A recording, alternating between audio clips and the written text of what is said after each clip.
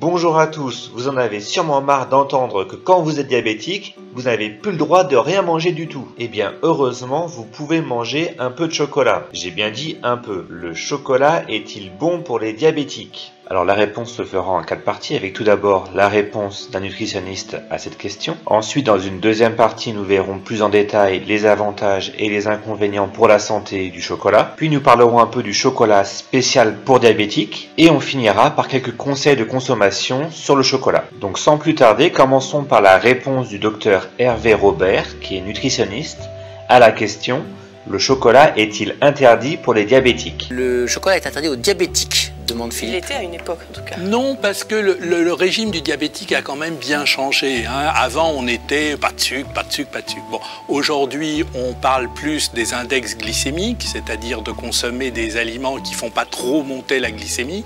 Or, le chocolat, quand il n'est pas trop sucré, fait pas tellement monter la glycémie. Donc, il y a un index glycémique, pour ceux qui connaissent, vers 25-30, donc c'est assez bas.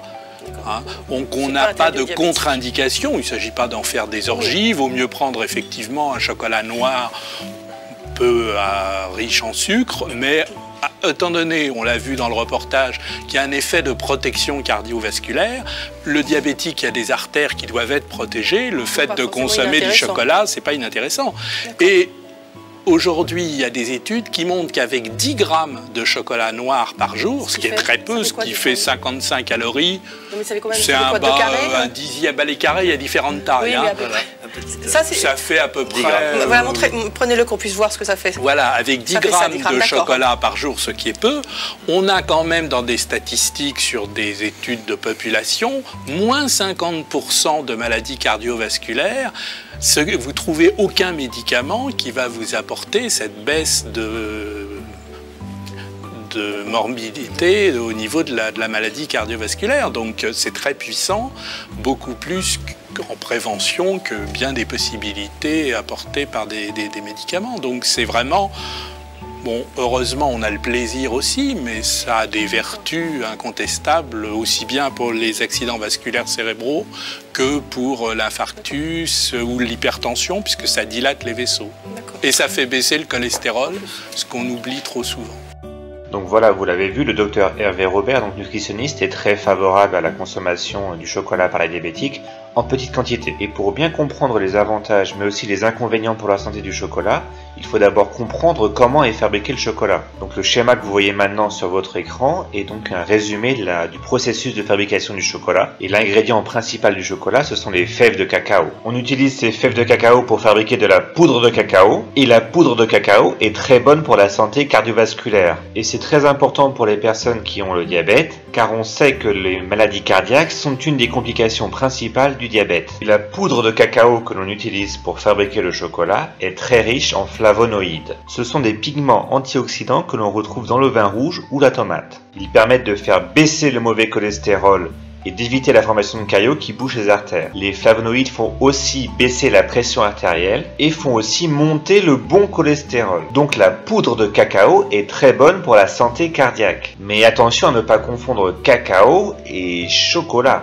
Dans le chocolat, il y a bien de la poudre de cacao, mais il y a aussi du beurre de cacao, donc qui est du gras, et du sucre en quantité non négligeable. Le chocolat noir contient au moins 30% de poudre de cacao, alors que celui au lait n'en contient que 20%, et le chocolat blanc, pas du tout. Du coup, si on veut se faire plaisir avec un peu de chocolat, il vaut mieux prendre 1 ou 2 carrés de chocolat noir par jour, soit à peu près 10 grammes, plutôt que n'importe quelle autre forme de chocolat. Donc passons maintenant à la troisième partie qui est: est-ce qu'il faut acheter du chocolat spécial pour diabétiques? Alors pour faire simple, la réponse est non. Pourquoi ça? Eh bien parce que les chocolats qui sont qualifiés de chocolats spéciaux pour diabétiques contiennent en fait des édulcorants comme du fructose ou du sorbitol qui en fait ont un effet sur le taux de sucre dans le sang. On a vu aussi que le problème du chocolat, ce n'est pas la poudre de cacao donc qui est bonne pour les diabétiques et qui est bonne pour tout le monde en général, mais le sucre et les graisses ajoutées. Et pourtant, le chocolat qui est qualifié de chocolat spécial pour diabétiques contient souvent autant de graisse que le chocolat normal. Et il est souvent très riche en graisses saturées, donc qui sont les pires pour la santé cardiaque. Le chocolat pour diabétiques contient souvent autant de calories, si ce n'est plus,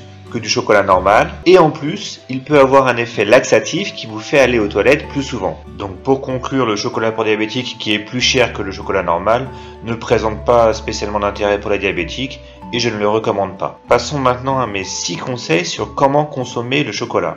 Premier conseil, évitez le chocolat au lait, car le lait détruit en fait les pouvoirs antioxydants du chocolat et donc les effets positifs. Il faut donc consommer du chocolat noir. Deuxième conseil, prenez du chocolat noir avec le plus de cacao possible. On l'a vu, les effets positifs du chocolat sont en fait liés aux effets positifs de la poudre de cacao qu'il contient. Donc plus il y a de poudre de cacao, mieux c'est. Prenez du chocolat noir avec au moins 70% de cacao. Troisième conseil, on l'a dit, il faut prendre du chocolat avec modération. Donc mangez le chocolat lentement et sans distraction. Prenez 1 ou 2 carrés de chocolat et laissez-le fondre dans la bouche et prenez bien le temps de profiter de son goût et de sa texture. Quatrième conseil, vous pouvez garder votre chocolat au réfrigérateur. Comme ça, il va fondre plus lentement dans votre bouche pour plus de plaisir. Cinquième conseil, attendez plutôt la fin du repas pour consommer du chocolat. Comme ça, vous aurez naturellement un petit peu moins faim et vous en consommerez un petit peu moins. Sixième conseil, décidez à l'avance de combien de carrés exactement vous allez manger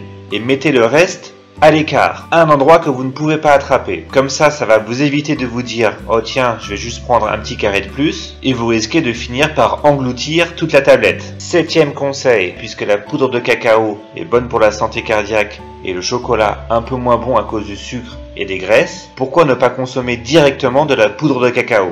Et dans une prochaine vidéo, je vais vous montrer quelques recettes très simples pour consommer la poudre de cacao et faire des mets délicieux. Donc pensez bien à vous abonner à la chaîne Adieu Diabète pour ne pas rater cette prochaine vidéo. Voilà, donc si vous aimez le chocolat, n'oubliez pas de mettre un j'aime sous la vidéo et pensez bien à partager la vidéo avec tous vos amis qui aiment bien le chocolat. Et aussi, si vous voulez essayer la poudre de cacao, donc qui est meilleure que le chocolat pour la santé, je vais mettre un lien dans la description sur comment l'acheter sur Amazon. Sur ce, je vous dis bonne journée et faites bien attention à votre santé.